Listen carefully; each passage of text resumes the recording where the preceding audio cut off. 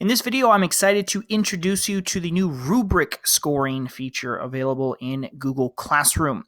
Now, this feature is currently available for beta testers only.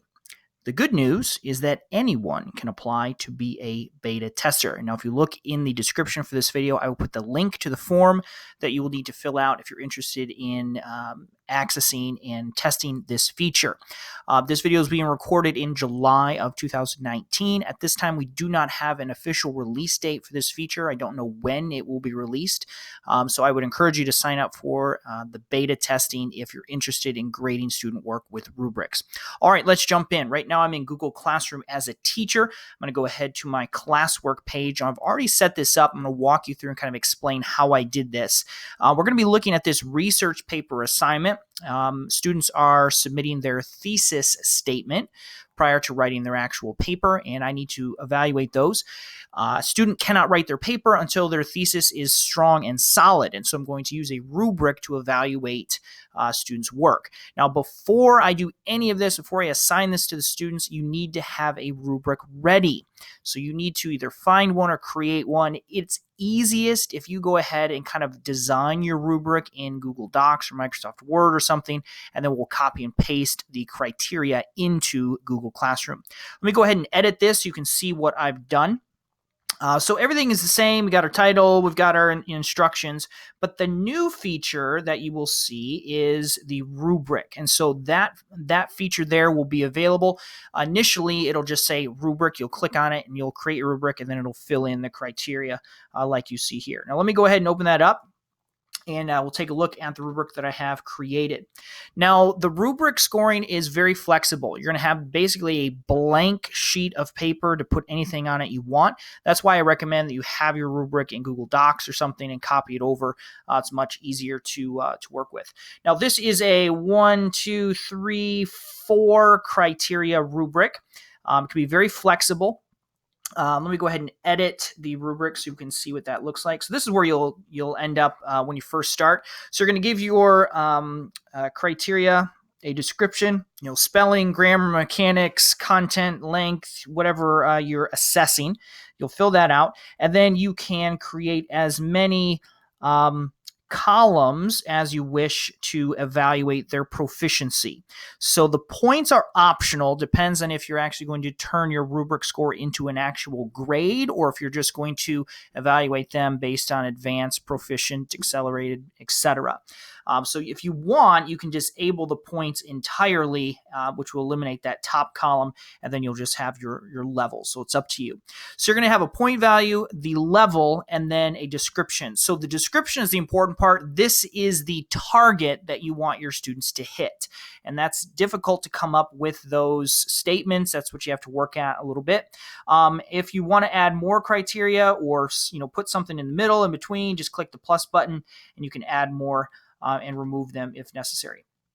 All right, let me scroll down here. Now, one cool thing, and this saves a lot of time when you're creating your rubrics, is once you have your first category done, just hit this duplicate criteria button, and that will make a new one, and then you can just fill it in with the next criteria. So I have another one. So we've got overall thesis quality, the wording, the length, and then, now this is interesting, I'm doing mechanics. Now, in my opinion, mechanics, spelling and grammar, either it's good and it's acceptable or it's not. Like, you can't be kind of good at spelling. It's either has no spelling errors or it needs to be fixed. So I am deviating a little bit in my mechanics criteria. Is just, two categories. Either it's acceptable or it's not. You get a 4 or you get a 1. And so you can mix and match a little bit as necessary. To go through and modify your rubric for whatever you're looking for. Now, you need to make sure that you click the save button when you're done with all of this. Otherwise, you'll lose your work. So I'll click save here. And we're going to delete this one. All right, we're good to go. So let me hit the save button, and we'll keep moving on. All right, now we have our rubric in here. Now I'm going to quickly switch to a student account so that you can see what they will receive. So now I'm in a student account. Here is the thesis statement. They're going to see all the things and they can see rubric. Now I'm going to go ahead and click view assignment. This is really nice. So the student knows they have to create a thesis. They see the instructions, the directions here, and then right below they can see the criteria.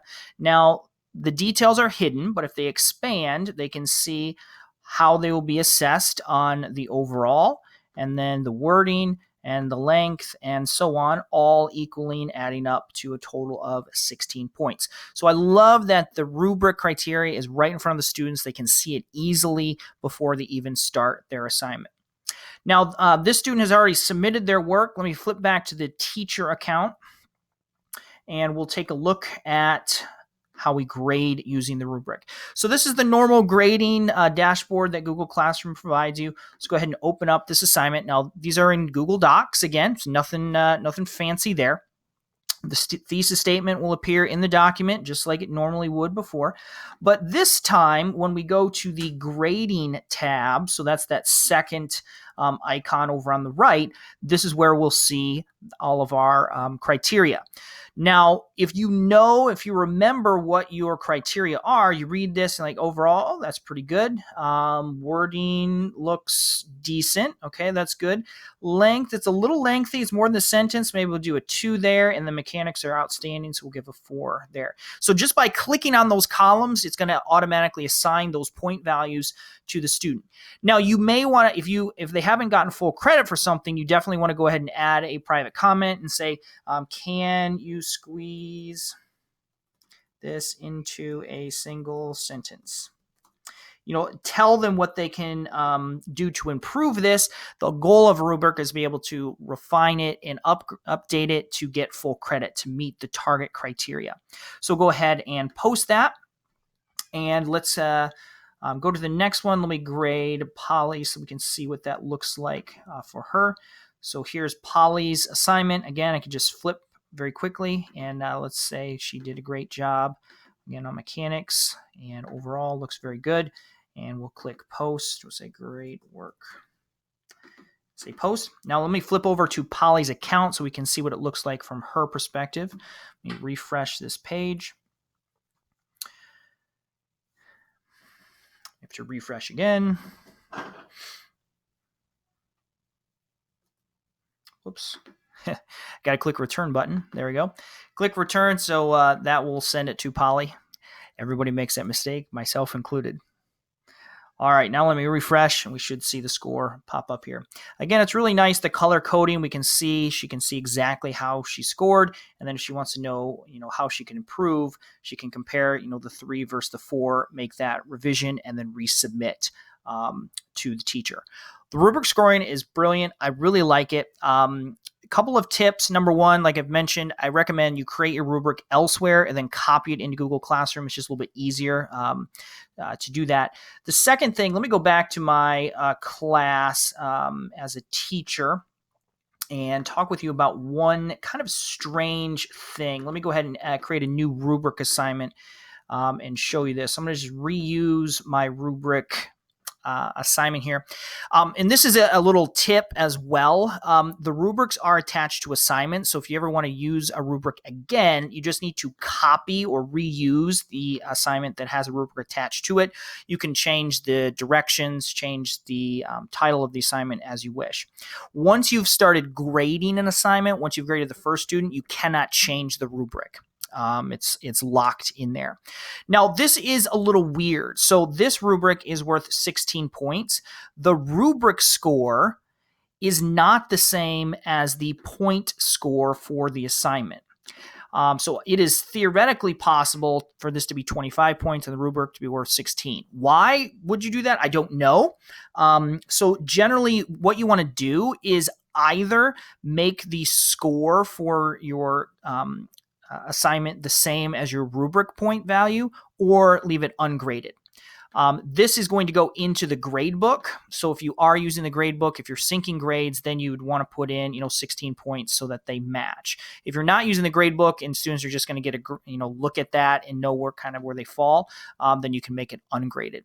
It's just weird that there's those 2-point categories. Now you might want to convert your rubric score into percentage score. You could do that as well. So you can make it worth 100 points and, they might score an 80 out of 100 or something like that. So just a few things, reusing rubrics, the scoring criteria, something to be aware of. Overall, it's a great feature. I'm excited about it. Can't wait to see what teachers do with this in their classroom.